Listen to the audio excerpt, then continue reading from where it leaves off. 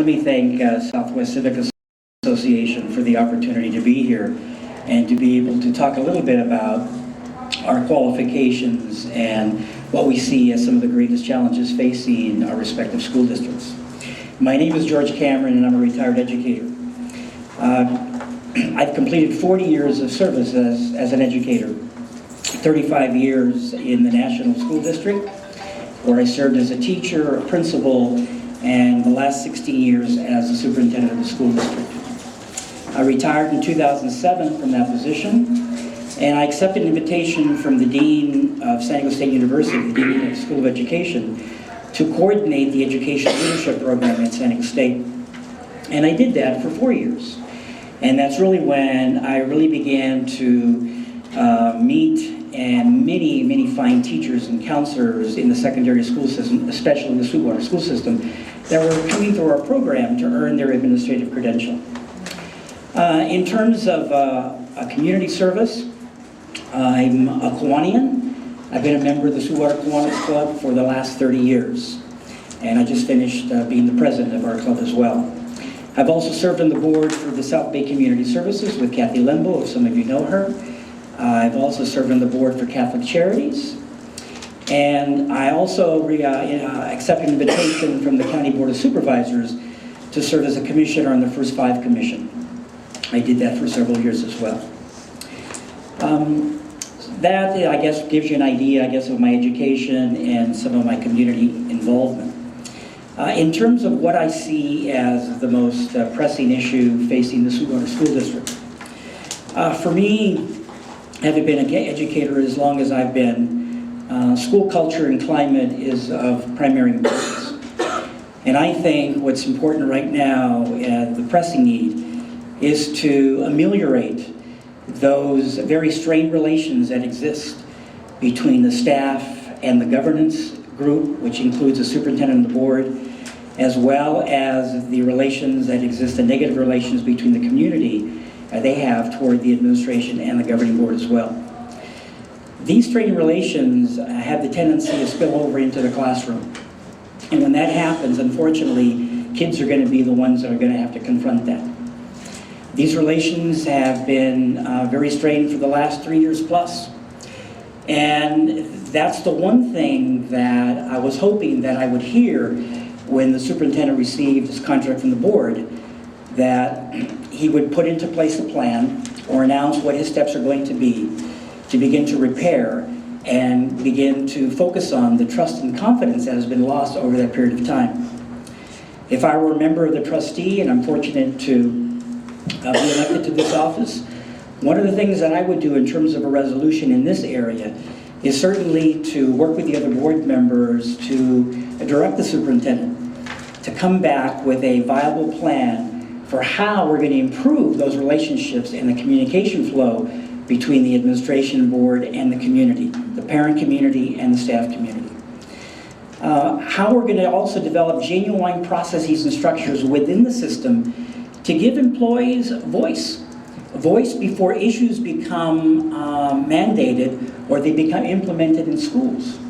And the many things that I've been hearing from the staff is that there's a lack of transparency, there's a lack of shared decision-making, and there aren't structures in place where they could viably participate since they're stakeholders and important stakeholders in this process. That's a central issue for me that I think needs to be resolved. The second one is accountability. I feel there's a need for greater accountability measures within the school system. Accountability measures that hold the superintendent accountable, and he in turn, in this case, holds the staff accountable. Accountability measures are key because that's how you begin to assess and gauge what you're doing and what your priorities are and how well you're assessing those. Some of the recurring issues that we've all read about and we've either watched on television or we read in the newspaper have to do with a lack of accountability. Just like in Wall Street, the lack of regulations, and we know what that led to. Well, obviously a school district is a very microcosm of that, but the issue here is that there needs to be a procedure in place, processes in place, where everybody's doing what they need to be doing and people are held accountable to those things. An example of how I would address that as a governing board member When I was a superintendent of National City, I formed and created a superintendent's roundtable. That roundtable consisted of classified staff, food service workers, maintenance employees, clerical employees, and certificated staff, teachers, counselors, etc. That would meet with me monthly and as an advisory body. They weren't decision-making, but they were advisory. But I would meet with them just like we are in this room, and we'd talk about issues that we were thinking of implementing or discussing or bringing forth to the governing board. And they would give me their viewpoints, their interactions, and there was communication flow going on. What that did is it not only allowed me to share the viewpoints from the central office, but it allowed me, most importantly, to hear from the stakeholders as well. Those people that I relied on to be able to carry that message forth in each school. That communication flow really helped us then make better decisions. We understood our roles in a much better way, and we were able to develop what I used to call unity of purpose, leaving and working as one and rowing in the same direction as we try to advance our school district vision and mission.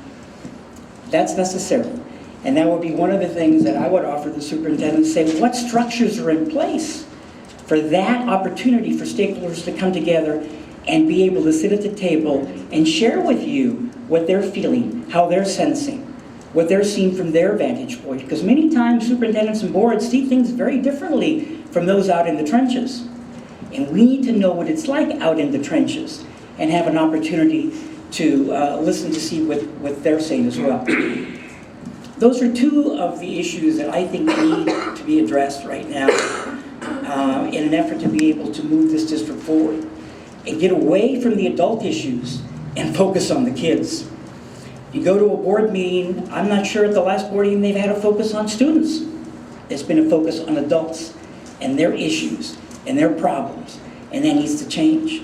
Schools should be coming to board meetings on a regular basis, on a rotational basis, and sharing with the board their achievements, their goals, their next steps, so you can celebrate what they're doing, learn more as a board member what they're engaged in, and be able to support them.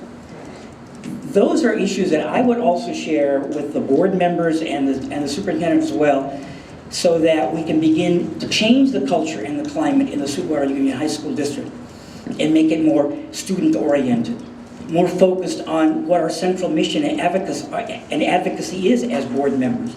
And that should be our most important client, and those are our students. I'm about out of time right here, so I'll leave it at that. And let me just say one last thing. For me, this is the first opportunity in elected office. So I'm probably the oldest individual, I think, at least here. But as Ronald Reagan once said, I'm not going to exploit the youth and inexperience of my challengers. But I hope that over the next couple of weeks that you'll learn more about each of us, our candidacy, our qualifications, what we bring to this position as well. And I hope and respectfully ask for your support come November the 6th. Thank you very much.